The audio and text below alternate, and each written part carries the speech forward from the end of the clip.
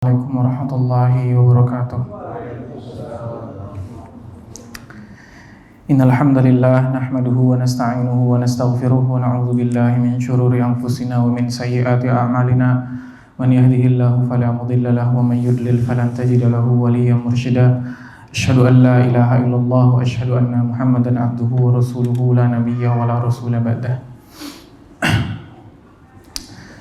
Baik, tak henti-hentinya kita bersyukur kepada Allah Subhanahu wa taala yang masih memberikan kita kesempatan dan keimanan sehingga kita bisa berkumpul di tempat yang insyaallah berkah ini untuk meluangkan waktu menuntut ilmu bersama.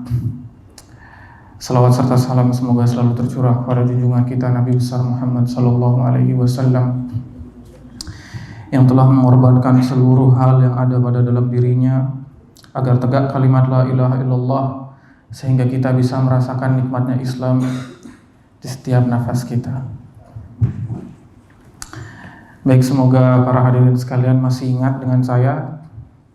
Jadi saya Ahmad Huzaifah, biasa dipanggil Jepah, yang berasal dari Karangasem. Sekitar 1 bulan yang lalu kalau nggak salah terakhir duduk di sini berdiskusi masalah agama bersama antum sekalian. Tapi sebelum kita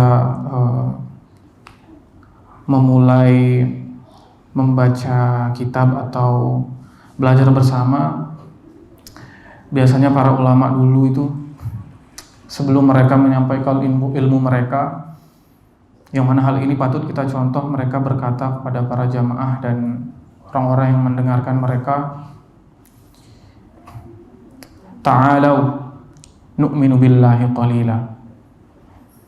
Kemarilah wahai saudaraku, kita beriman kepada Allah Subhanahu wa taala sejenak.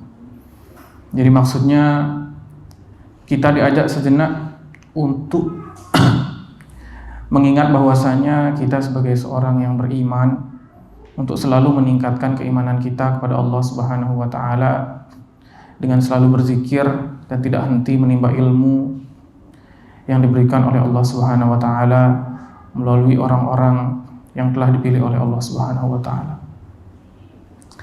Di kesempatan yang berbahagia ini insyaallah kita akan membaca kitab yang mungkin sudah sangat terkenal dan mungkin bisa jadi kita semua sudah mengetahui, pernah membaca atau bahkan pernah menghabiskan kitab. Jadi kitab yang kita akan bahas bersama yaitu kitab At-Tibyan fi Adabi Hamalatil Quran. Kitab yang bergenre tazkiyatun nafs, yang mana hal ini adalah hal yang penting kita ingat dan kita praktekkan dalam hidup kita, karena semua dari kita mengemban amanah untuk menyampaikan, membawa Al-Quran. Kalau bisa kita menghafalnya, dan yang paling penting mengamalkan dan menyampaikannya.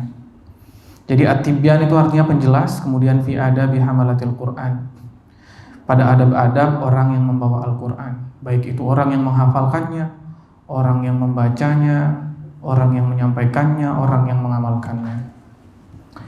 Baik, sebelum kita masuk ke bab pertama yang disampaikan oleh Imam Nawawi, jadi pengarang kitab ini namanya Imam Nawawi. Kitab ini adalah salah satu kitab yang paling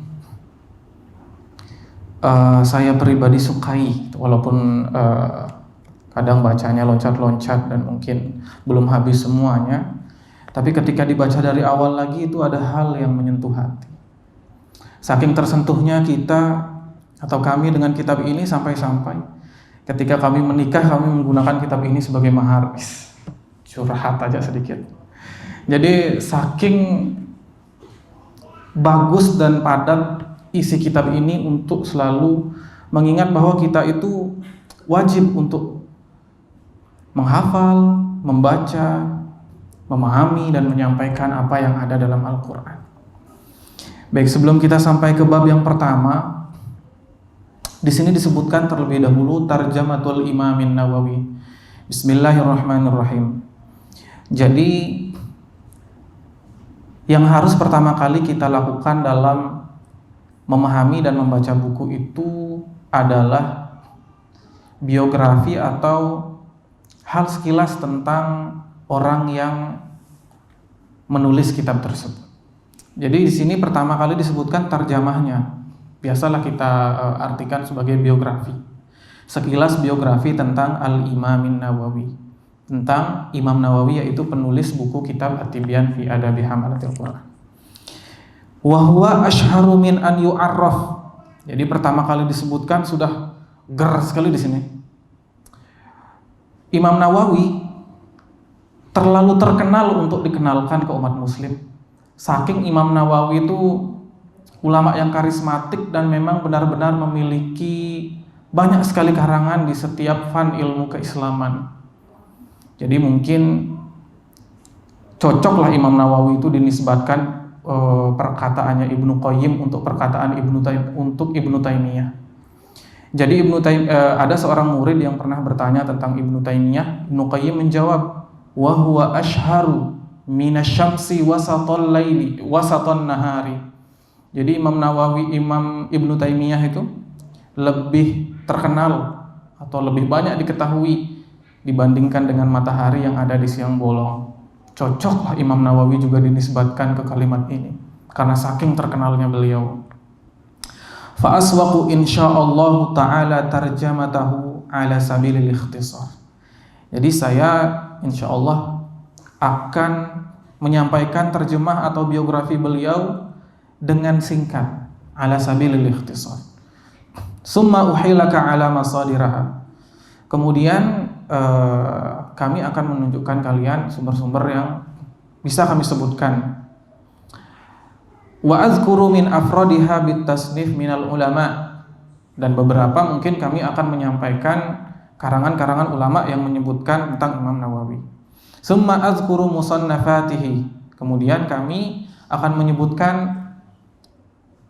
karangannya juga. Jadi sama di sini. Sardan duna tafsilan, secara umum saja tidak tafsil. Fa aqulu wa billahi ta'ala taufiq, kemudian dengan taufik Allah Subhanahu wa taala aku berkata, huwal imamul hafiz al-qudwah alamul awliya'i Syekhul Islam Muhyiddin Abu Zakaria Yahya bin Syarifuddin Muri bin Hasan bin Husain bin Hizam An-Nawawi. Panjang sekali namanya ya. Biasa orang Arab itu seperti itu. Kalau misalkan bapak, kakek, kemudian yang di atasnya itu disebutkan dari awal, saking menghormati nasab yang mereka punya. Jadi di sini disebutkan Al-Hafiz Al-Qudwah, jadi hafiz yang menjadi qudwah, Alamul Awliya, salah satu wali Allah Subhanahu wa taala, Syekhul Islam Muhyiddin, namanya Muhyiddin Abu Zakaria Yahya bin Syarifuddin Muri bin Hasan bin Husain bin Hizam An-Nawawi Al-Hawrani Asy-Syafi'i radhiyallahu anhu. Jadi beliau dinisbatkan kepada Asy-Syafi'i karena secara fikih beliau itu menggunakan mazhab Syafi'i. Jadi ada kitabnya namanya kitab Al-Majmu' fi Syarhil Muhadzab. Kitab beliau yang paling terkenal, terdiri dari belasan jilid tergantung percetakannya. Yang konon katanya beliau tidak menyelesaikan dan diselesaikan oleh murid-muridnya. Mauliduhu fil Muharram sanata sittimiyah wa ihda wa thalathina minal hijrah.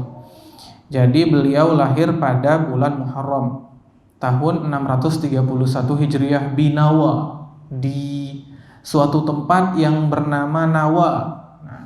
Jadi banyak sekali ulama-ulama yang namanya itu dinisbatkan kepada tempat lahirnya. Seperti Imam Nawawi ini contohnya. Jadi beliau itu dilahirkan di Nawa. Makanya beliau terkenal dengan nama Imam Nawawi. Misalkan Imam Bukhari, beliau lahir di Bukhara, namanya Bukhari. Banyak ulama-ulama lain yang dinisbatkan kepada tempat lahir beliau.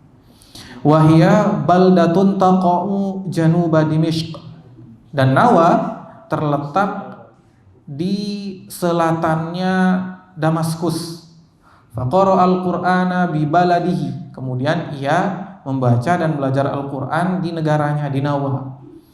Wa qadima Dimishq sanata sittimiyah wa sittin wa arba'ina minal hijrah. Kemudian ia pergi ke Damaskus untuk belajar bersama ayahnya pada tahun 649 Hijriah. Fasakana fil madrasah ar-rawahiyah, kemudian ia tinggal di madrasah ar-rawahiyah namanya. Wa hafidha at-tanbih fi arba'ati ashhur wa nisf. Jadi at-tanbih ini adalah salah satu kitab karangan Imam Asy-Syairazi. Jadi beliau memang fans lah namanya, fans Imam Asy-Syairazi. Jadi beliau menghafalkan kitab at-tanbih karangan Abu Ishaq Asy-Syairazi hanya dalam kurun waktu 4 bulan setengah. Wa qara'a rub'al muhadzab hifdhan fi baqi sunnah. Kemudian ia juga membaca kitab Al-Muhadzab. Perlu diketahui kitab Al-Muhadzab ini adalah salah satu kitab induk mazhab Syafi'i yang dikarang oleh Abu Ishaq Asy-Syairazi juga. Jadi kitab ini tuh ada 6 jilid. Nah, Imam Nawawi sudah menghantamkan membaca, kemudian menghafal hadis-hadis yang ada di dalamnya. Bayangkan nih, Imam Nawawi membaca 6 jilid buku fikih karangan Abu Ishaq Asy-Syairazi. Jadi memang kalau ulama itu waktunya berkah ya. Kira-kira kalau misalkan kita pikirkan, bisa nggak kita menghatamkan 6 jilid cuma baca saja? Nah, Imam Nawawi ini membaca kemudian menghafalkan hadis-hadis yang ada di dalamnya. Summa hajja sanata ihda wa khamsina minal hijrah ma'a abihi. Kemudian ia berhaji pada tahun 51 bersama bapaknya. Berarti 2 tahun kemudian berhaji. Wa aqama bil Madinah al-Munawwarah. Kemudian ia tinggal di Madinah al-Munawwarah. Ala sakiniha afdhalus salati wassalam. Di tempat masjidnya Rasulullah sallallahu alaihi wasallam. Syahrun wa nisf. Jadi cuma 1 bulan setengah dia berada di Masjid Nabawi, tempatnya Rasulullah sallallahu alaihi wasallam tinggal. Wa qala waliduhu, kemudian bapaknya berkata, falamma qadainal manasika wa wasalna ila Nawa, setelah kami melaksanakan ibadah haji, kemudian kami pulang ke Nawa, wa nazalna ila Dimishq, dan kami sampai ke Damaskus, sabballahu alaihi al-ilma sabba.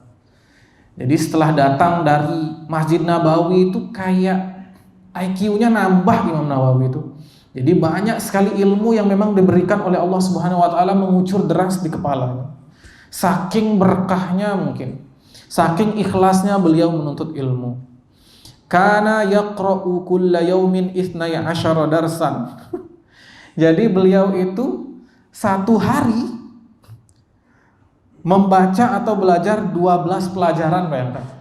Jadi Imam Nawawi belajar satu hari 12 pelajaran keislaman. Kalau dibandingkan dengan orang sekarang, atau kita lah pribadi, ketika SMA ada 5 jam aja pelajaran dengan jam pelajaran yang berbeda, tuh pasti sudah bosan, mangkel, karena memang nggak tahu nih, mungkin kita tidak ikhlas atau seperti apa, wallahu a'lam. Tapi Imam Nawawi berhasil satu hari 12 pelajaran. Nah, kita pelajaran kosong senang sekali rasanya. Jadi memang ulama itu seperti itu. Beliau itu memang hidup untuk belajar, hidup untuk ilmu. Imam Nawawi tidak menikah, terlalu sibuk. Sampai di suatu riwayat Imam Nawawi itu saking seringnya duduk punya penyakit ambeien, saking cintanya terhadap ilmu sampai lupa dengan dunia. Kemudian Imam Nawawi itu tidak suka memakan makanan yang basah-basah, karena menurut beliau itu makan yang basah-basah itu bikin mengantuk. Kemudian ketika makan roti ditumbuk dulu, kemudian langsung dimakan agar langsung habis. Nah, kalau kita kan makan ritual.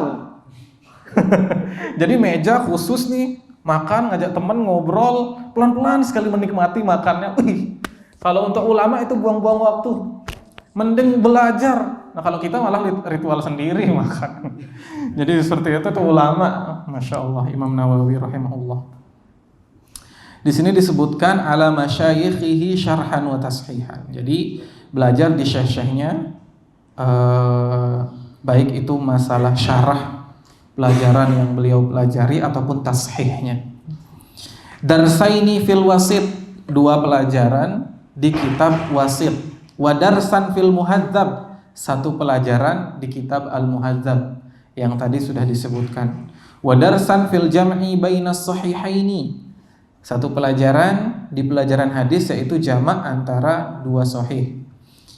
Wa darsan fi sahihi Muslim, kemudian satu pelajaran di Sahih Muslim. Jadi beda tuh menurut beliau. Sampai akhirnya beliau menulis kitab Syarah Sahih Muslim.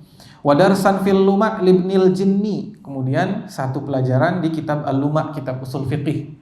Wa darsan fi Islahil Mantiq, dan satu pelajaran di kitab Islah Al-Mantiq. Ada salah satu kitab, nama pengarangnya itu Ibnu Sikit. Jadi tulisannya itu sin, kaf, ya sama ta. Pertama kali lihat tulisan itu saya bacanya Ibnu Sakit, ya Allah. Ibnu Sakit, ternyata bacanya Ibnu Sikit. Nah itu dah. Emang kalau untuk nama di Arab itu kalau misalkan tidak ada harokatnya kadang kita bingung kalau misalkan memang sudah tidak tahu. Banyak sekali perdebatan. Jadi salah satu kalau tidak salah beliau lahir di abad kedua. Ibnu Sikit, salah satu kitab lughah di Mu'jamul Lughah yang ada di awal-awal Hijriyah. Jadi beliau itu adalah salah satu ulama salaf namanya Ibnu Sikit. Wa darsan fit tasrif, kemudian dars di tasrif, sorofnya. Islahul Mantiq nahunya, kemudian darsan di sorofnya. Wa darsan fi usulil fiqhi, kemudian satu pelajaran lagi di masalah usul. Tarotan fil Luma' lil Imam Abi Ishaq Asy-Syairazi. Jadi ada dua kitab. Kitab Al-Luma', kemudian kitab Al-Luma' juga namanya, cuma pengarangnya berbeda. Wa tarotan fil Muntakhab lil Imam Fakhruddin Ar-Razi. Dan kemudian sesekali juga pakai kitab Al-Muntakhab judulnya, karya Imam Fakhruddin Ar-Razi. Wa darsan fi Asma'ir Rijal. Kemudian satu pelajaran di masalah Asma' Rijal. Asma' Rijal itu adalah salah satu fan ilmu hadis yang menerangkan tentang rawi. Jadi rawi ini dia itu dari segi ilmu apakah dobit, dari segi kepercayaan yaitu siqah atau fauqas siqah, yang seperti itu tuh harus diteliti. Jadi beliau itu belajar juga.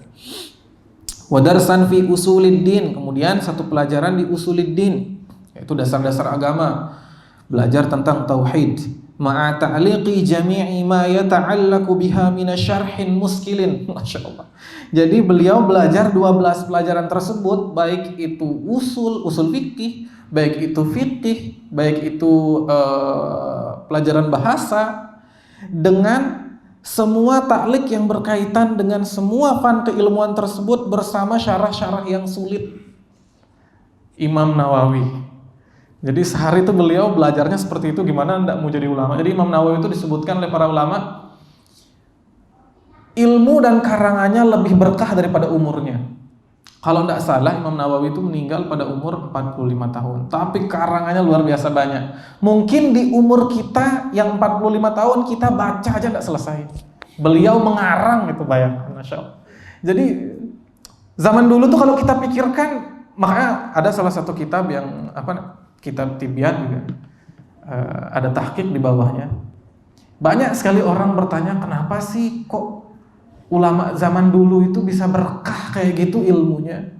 Ngarang kitab itu waktunya kapan gitu. Jadi salah satu kitab tafsir terbesar tuh tafsir At-Tabari, mungkin sudah sering kita dengarkan. Pengarangnya pernah berkata, saya itu nulis kitab dari asar sampai maghrib bisa sampai 4.000 halaman. 4.000 halaman dari asar sampai maghrib. Jadi ada salah satu ulama yang bilang ulama zaman dulu itu punya fleksibilitas waktu yang berbeda dengan kita. Jadi waktunya tuh dia fleksibel, beda dia 1 menitnya kita sama 1 menitnya mereka. Nah itu salah satu karomah yang dimiliki para ulama zaman dulu. Mungkin nanti lewat di sini pernah kita baca, ada seorang ulama menceritakan kepada ayahnya, kepada muridnya, ketika ayahnya itu memurojaah Al-Quran 30 juz. Jadi ketika ayahnya itu memurojaah dimulai dengan surat Al-Fatihah, beliau duduk seperti ini. Ketika lepas sudah selesai 30 juz. Jadi itu ulama zaman dulu yang mungkin kita tidak bisa pikirkan bagaimana karomahnya. Ya mungkin banyak sih terjadi di zaman Rasul juga yang seperti itu kan, tidak hanya di Rasul. Kalau Rasul kan sudah jelas itu mu'azzizat dan tidak ada yang bisa melampauinya. Misalkan tentang kisahnya Umar bin Khattab yang teriak di jarak yang jauh sekali akan tetapi terdengar. Nah itu karomah ulama lah yang mungkin kita tidak kita ketahui. Wa wuduhi ibaratin, dengan bahasa yang jelas atau dengan ibarah yang jelas. Wa dabti lughatin, dan dengan lughah atau aturan bahasa yang benar-benar dhabit sesuai dengan kaidah. Innama athartu an azkuraha kullaha bitafsil liya'lama talabatul ilmi fi ayyamina kaifa kanat himamul ulama al-awail radhiyallahu anhum fi tahsilil ilmi wa hamlil amanah. Jadi emang yang nulis ini berkata, saya itu sangat apa bahasa Indonesianya ya, asar itu artinya kayak ada membekas gitu di hati, terbersit di hati untuk menyampaikan semua hal yang berkaitan dengan ulama dengan tafsil, dengan rinci, agar para penuntut ilmu tuh tahu, penuntut ilmu zaman sekarang tahu bagaimana himmah atau niat dan semangat para ulama untuk menuntut ilmu itu, sehingga mereka mendapatkan ilmu kemudian membawa amanah mereka dengan berkah. Imam Nawawi lahir tahun 600-an Hijriah. Sekarang tahun 1400. Berarti sekitar 800 tahun yang lalu ya. Lebih dari 500 tahun yang lalu, tapi namanya masih dikenang sampai sekarang. Kemudian tulisannya masih dibaca. Dan mungkin hampir di setiap rumah umat muslim ada kitab Nawawi, seperti Syarah Arba'in Nawawi, Riyadhus Shalihin, dan lain-lain. Saking berkah ilmunya Imam Nawawi dan ulama-ulama zaman dulu. Wa anna hadzal dina la yaqumu illa bi amsali haula minal ulama.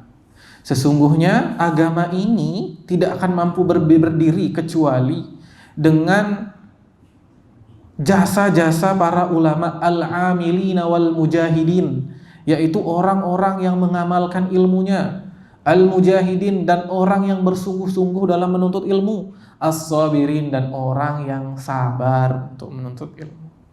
Jadi salah satu hal yang dibutuhkan untuk menuntut ilmu adalah kesabaran. Jadi ulama tuh memang bilang waktu kita bermajelis itu adalah waktu yang berkah. Jadi suatu keberkahan bagi kita bisa duduk di majelis ilmu untuk berzikir, mengingat Allah, menimba ilmu Islam, yang mana hal itu mungkin tidak dilakukan oleh kaum muslimin dan kaum muslimin yang lain. Jadi ketika kita bisa duduk, sebenarnya itu adalah waktu yang berkah dan patut kita syukuri. Dan memang sabar menuntut ilmu adalah suatu keniscayaan. Jadi nggak ada orang yang ujug-ujug pinter, nggak belajar pinter. Jadi orang cukup bertapa, habis sholat duduk lagi, nggak baca apa-apa, cukup bilang hu, tiba-tiba pinter hafal 30 juz, nggak mungkin. Itu harus memang dipelajari ilmu itu. Jadi yang namanya ilmu laduni itu ya memang ada beberapa orang yang diberikan basirah. Artinya bukan ilmu laduni tiba-tiba tahu, tapi dia itu seperti orang pintar yang mencari rahasia di balik ayat, misalkan mufassir. Nah itu tuh ilmu yang memang diberikan oleh Allah melalui pengetahuan tentunya. Tidak ada orang yang tidak pernah baca sama sekali tiba-tiba hafal ayat ini. Tidak ada. Zaman sekarang memang semuanya harus dipelajari dengan kesabaran dan ketekunan. Baik, kemudian kita langsung lanjut ke wafat beliau. Wafatuhu. Wa mazala radhiyallahu anhu ma mulaziman lil ishtighali wat tasnifi wa nashril ilmi. Jadi di akhir hayat beliau itu, di akhir hayat nih, beliau itu masih berjibaku dengan ilmu. Kemudian masih sibuk dengan mengarang kitab dan menyampaikan ilmu tersebut, Masya Allah. Jadi kan banyak orang yang kalau sudah di akhir hayatnya malah pengennya santai-santai, pengennya nggak ngapa-ngapain, pengennya makan langsung ada, sholat pakai kursi, misalkan seperti itu ya. Memang kalau misalkan nggak mampu, tapi memang Imam Nawawi ini di akhir hidupnya masih disibukkan dengan ilmu, bahkan masih sempat mengarang dan banyak dicontohkan oleh ulama-ulama yang lain. Misalkan kalau ulama Indonesia itu seperti Buya Hamka. Jadi Buya Hamka itu emang benar-benar di penjara nulis, di akhir hayatnya masih memurojaah tulisannya, filsafat kehidupan, Masya Allah. Jadi itu adalah salah satu contoh dari ulama kita yang patut kita contoh dalam kehidupan kita. Wal ibadatu wal aurad wasiyam wadzikr. Selain juga ilmu, beliau juga sibuk di akhir hayatnya dengan ibadah, kemudian dengan wirid, berzikir, dengan berpuasa, kemudian dengan berzikir kepada Allah Subhanahu wa taala. Wal amalu bidaqaiqil wara'i wal murabaqah, dan setiap amalan yang ia perbuat itu dilakukan dengan kewaraan wal murabaqah, dan dengan niat untuk selalu mendekatkan diri kepada Allah Subhanahu wa taala. Jadi apapun yang beliau lakukan memang beliau itu tujuannya untuk mendekatkan diri kepada Allah Subhanahu wa taala. Tidak di masa mudanya, tidak di masa senjanya, semua umurnya digunakan untuk mendekatkan diri kepada Allah Subhanahu wa taala. Amiran bil ma'ruf, memerintahkan yang ma'ruf, nahiyan 'anil munkar, melarang kepada kemungkaran. Hatta dana ajaluhu wa da'ahul haqqu, sampai dekat waktu ajalnya dan dipanggil oleh Allah Subhanahu wa taala. Faraddal kutubal musta'arah indahu, kemudian ia, ketika Imam Nawawi ini tahu bahwasanya dia tuh akan dipanggil sama Allah Subhanahu wa taala, beliau mengembalikan buku-buku yang beliau pinjam yang ada pada beliau, minal auqaf jami'ahum, dari wakaf-wakaf yang diberikan oleh teman-temannya, mungkin guru-gurunya, semuanya beliau serahkan. Tsumma safara ilal Quds, kemudian bermusafir ke Quds, wazarul Khalil alaihi salam, berziarah di sana. Tsumma raja'a ila Nawa, kemudian balik ke Nawa, fatamarrada ayyaman, sakit beberapa hari, wa tuwfiya biha rahimahullahu fi Rajab sanata sittimi'atin wa sittin wa sab'ina minal hijrah.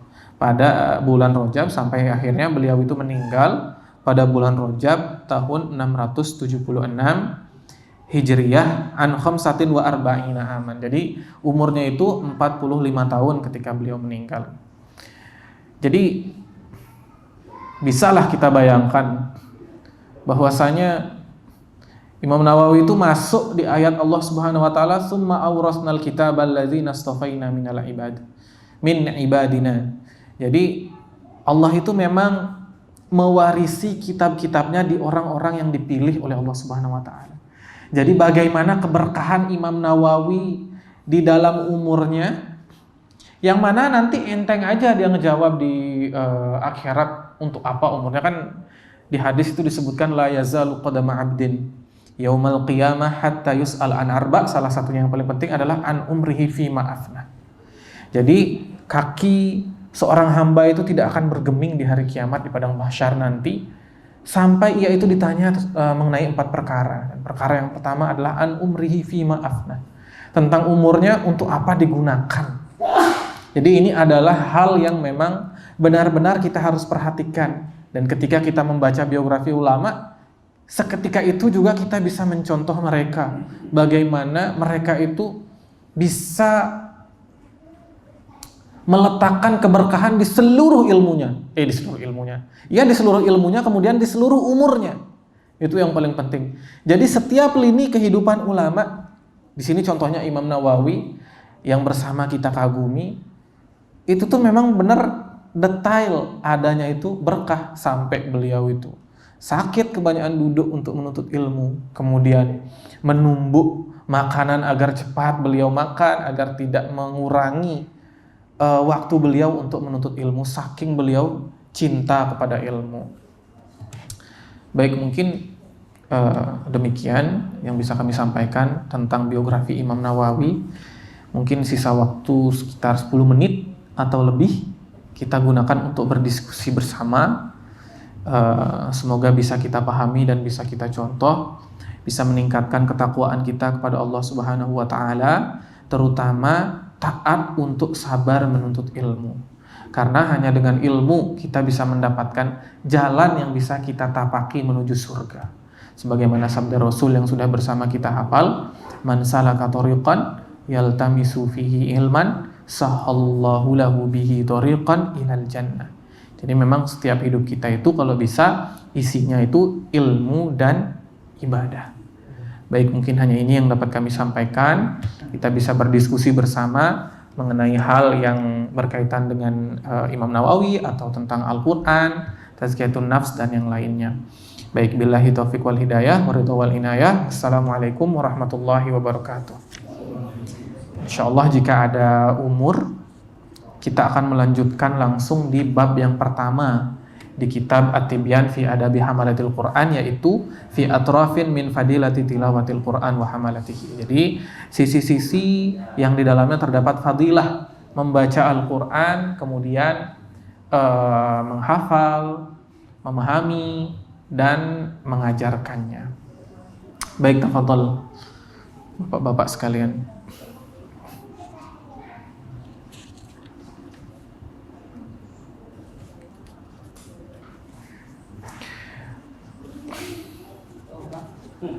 Baik, silakan, mungkin ada apa, bukan cuma pertanyaan mungkin Bapak nih. Mungkin kalau ada masukan dan yang lainnya itu bisa kita terima lah. Ustaz, kalau kita dengar tentang ulama-ulama dahulu itu satu harinya mereka tuh seperti lama itu berjalan. Apakah itu karena zaman sekarang kan semakin dekat kiamat tuh waktu semakin cepat, Ustaz. Kalau dulu kan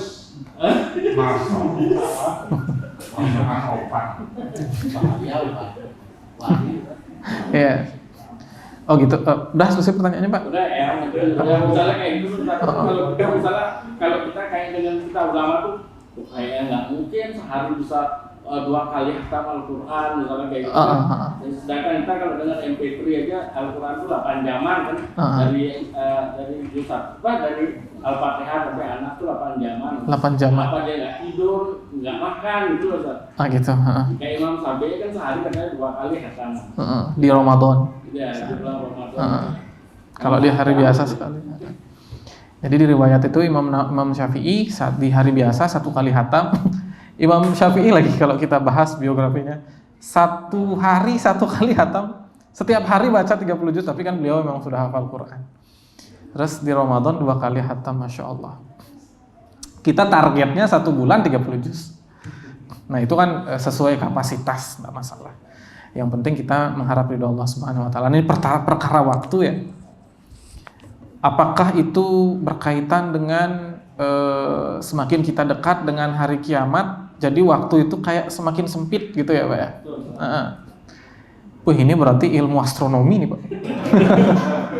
Jadi tentang apakah jarak antara matahari dan bumi semakin dekat sampai sejengkal, kemudian waktu itu menjadi semakin sempit, itu Allahu a'lam bishawab. Jadi tidak bisa kita atau mungkin anak pribadi tidak mengetahui, Pak, masalah itu apakah ada berkaitan dengan kiamat itu sudah lebih dekat makanya waktu itu lebih cepat, bisa jadi.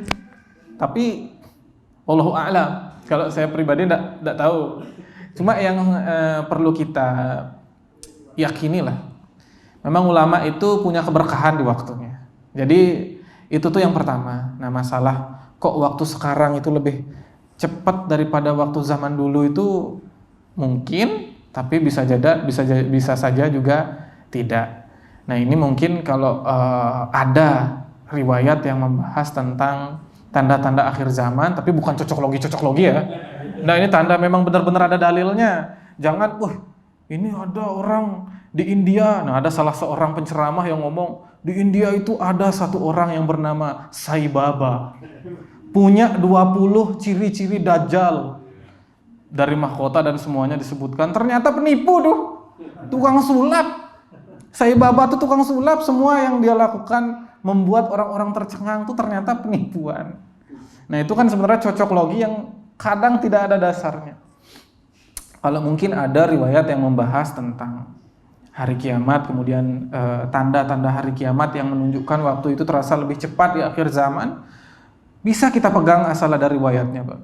Mungkin. Tapi wallahu a'lam, saya pribadi belum tahu, pernah dengar sekilas, tapi wallahu a'lam itu benar apa enggak, biar enggak salah, karena wala taqfu ma laysa laka bihi ilm. Kita tuh enggak boleh menyampaikan ilmu secara pasti dengan ilmu yang tidak kita ketahui. Jadi mungkin sebatas itu aja jawabannya, Pak. Semoga gini Pak ya, terpenuhi Pak ininya, keingintahuannya. Karena emang agak rumit nih Pak masalah waktu nih Pak. Orang di zaman zaman Nabi Yusha bin Nun itu matahari diberhentiin sama Allah. Nah itu kan masalah waktu juga. Nah karena memang waktu itu pembahasannya agak berat. Makanya surat yang paling disegani oleh Imam Syafi'i, yang Imam Syafi'i berkata cukup turun satu surat ini saja untuk menjelaskan Al-Quran wal asri kan. Jadi demi masa, saking beratnya waktu itu.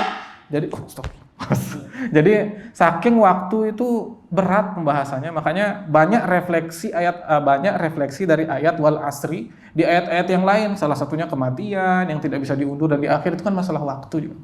Jadi ya kira-kira seperti itulah. Semoga bisa menjawab pertanyaan. Amin. Baik, mungkin ada lagi dari Bapak sekalian.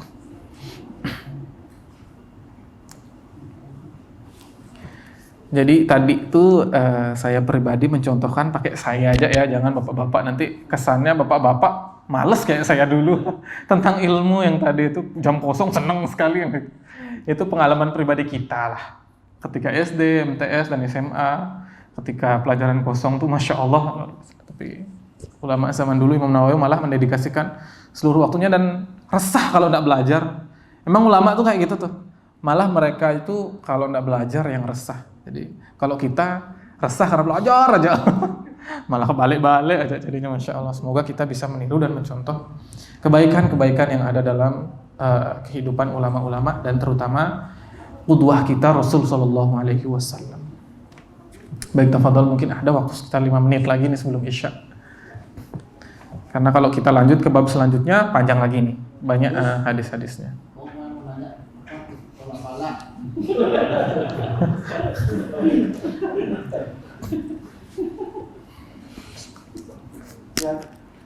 Ulama zaman dulu itu nggak saja urusan dunia itu.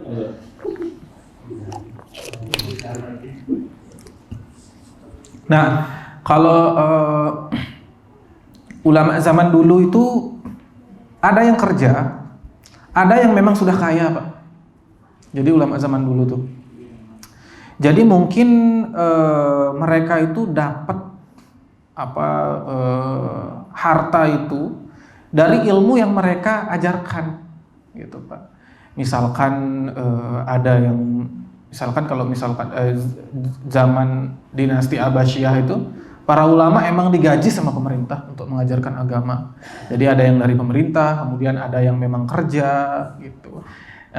Bukan tiba-tiba ada di balik sejadahnya 1 rial, 1 dinar itu enggak. Ada wali, ada yang sholat dari sini, ngaku sholatnya di Mekah, ngambil kurma yang masih basah. Enggak bisa seperti itu, Pak.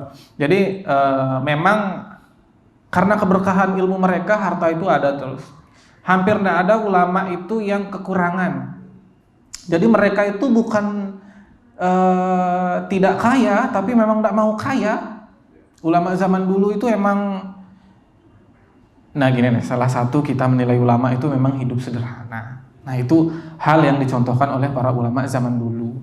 Jadi memang kebanyakan ulama zaman dulu ya, terlepas dari mungkin ada yang memang sudah kaya, mereka itu biasanya mempraktekkan hidup sederhana dalam kehidupan mereka dan tidak mengutamakan dunia atas ibadah mereka. Jadi gini nih, mereka itu emang dasarnya ikhlas. Jadi dengan keikhlasan mereka itulah timbul rezeki. Bukan karena mengharapkan rezeki mereka itu beribadah gitu. Jadi kalau ada misalkan ulama yang selalu gembar-gembor masalah harta, gimana caranya kita mendapatkan banyak harta, dengan amalan ini. Gunakanlah amalan ini agar kita bisa membeli rumah, agar kita bisa membeli mobil. Kemudian kalau misalkan kalian itu pengen mobil Alphard, sholawatin aja dulu mobilnya, Allahumma sholli ala Muhammad. Kemudian baca Al-Waqiah 6 kali, baca surat Yasin 6 kali, baca surat Al-Mulk 6 kali setiap hari. Nah itu kan karena harta kita beribadah. Kalau ada mungkin ulama yang seperti itu kurang serak rasanya, karena lihat tujuannya itu Mas, kalau mumpung ngomongin harta nih Mas, Pak. Jadi itu jangan sampai jadi tujuan utama kita untuk beribadah. Jangan kita itu baca Yasin setiap hari biar dapat mobil nih, gitu. Ngelihat rumah besar tergoda, saya harus sholat duha setiap hari biar dapat rumah. Jangan gitu. Jadi caranya tuh salah. Jadi ketika kita melaksanakan sholat ya udah ikhlas saja karena Allah Subhanahu Wa Taala. Ketika kita ingin sesuatu ya udah berdoa aja. Wasilahnya ya amal ibadah kita, gitu. Jadi ketika kita sudah memang benar-benar rajin beribadah, ikhlas beribadah, Allah tidak membiarkan kita itu tidak mendapatkan apa yang kita inginkan, gitu. Jadi memang karena keikhlasan kita mendapatkan sesuatu, bukan karena sesuatu kita beribadah. Nah itu kadang terbolak-balik. Jadi kalau misalkan ingin sesuatu, jangan gunakan ibadah sebagai senjata. Memang ibadah itu wasilah, tapi jangan kita gunakan ibadah sebagai senjata untuk mendapatkan harta, gitu loh. Karena memang harta itu bukan tujuan. Bahkan di banyak ayat di Al-Quran itu disebutkan harta itu cobaan, jabatan itu cobaan. Jangan huri-huri dapat jabatan, jangan huri-huri. Imam Abdul Aziz, siapa namanya?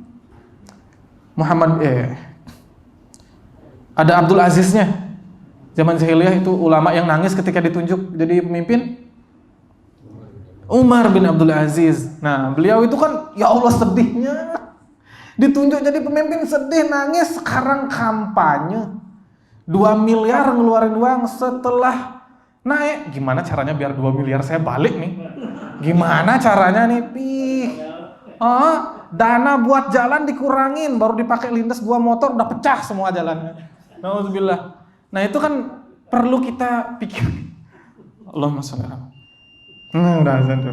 Ya, jadi itu memang hal yang butuh kita pikirkan. Baik, semoga. Kalau pernah itu nggak menikah karena belajar, itu berarti boleh saja. Boleh gini Mas. Nah kan kalau yang menikah itu kan disebutkan di akhirnya faman raghiba an sunnati falaisa minni kan. Nah disebutkan sama Rasul itu adalah menikah. Jadi barang siapa yang yang membenci sunnahku, maka ia itu bukan dari bagian umatku, gitu loh. Jadi maksudnya membenci itu dia itu sengaja untuk tidak menikah padahal mampu dan punya waktu, gitu. Jadi kan kalau ulama yang tidak menikah itu, Pak, dia itu memang tidak menikah karena sibuk dengan ilmu, benar-benar tidak ada waktu untuk mikirin cewek, gitu. Nah, jadi bukan Pak, bukan sengaja dia itu bukan kayak saya nih sengaja, saya pokoknya mau menyibukkan dengan ilmu, akhirnya saya tidak menikah. Padahal dia punya hasrat sama cewek. Kalau ngelihat cewek itu nafsunya tinggi, hafalannya hilang, gitu. Terus baru ngelihat betis saja udah bangun nubu-nubu misalkan gitu. Tapi sengaja nggak menikah itu kan mereka kayak ya benci lah bilang tuh, mereka sengaja untuk tidak melakukan sunnah gitu. Nah sunnah Rasul itu adalah menikah. Jadi beda tidak menikah karena tidak sempat dengan tidak menyukai sunnah sehingga tidak melakukannya gitu Pak. Jadi memang tidak masalah, mereka tidak dosa karena mereka sibuk dengan ilmu. Imam Ghazali, Imam Ibnu Taimiyah, Imam Nawawi yang tidak menikah itu memang sibuk dengan ilmu. Jangan disamakan dengan orang yang sengaja dan tidak mencintai sunnah-sunnah Rasulullah Sallallahu Alaihi Wasallam. Jadi ulama itu dikasih kelebihan saja. Dikasih kelebihan. Bentuk karomah apa namanya? Iya, sebutlah itu kalau bahasa Indonesianya tuh kayak anugerah. Jadi kalau karomah itu kan dia hal-hal di luar nalar manusia yang terjadi di umat muslim yang beriman dan bertakwa. Nah, kalau anugerah itu memang dia diberikan kecerdasan. Misalkan kalau ngomongin pinternya, misalkan Imam Syafi'i sampai ditutup satu biar nggak kehafal semuanya. Gimana ditutup satu biar nggak kehafal semuanya? Itu tuh jenius, punya kecerdasan yang diberikan memang oleh Allah Subhanahu wa taala. Jadi mereka tidak dosa, Pak, ketika memang mereka disibukkan dengan ilmu kemudian tidak menikah. Mungkin umurnya malah lebih berkah daripada orang yang menikah. Wallahu a'lam bishawab. Baik, mungkin hanya ini yang dapat kami sampaikan. Semoga bermanfaat. Kita tutup dengan doa kafaratul majelis bersama. Subhanakallahumma wa bihamdika asyhadu an la ilaha illa anta astaghfiruka wa atubu ilaik.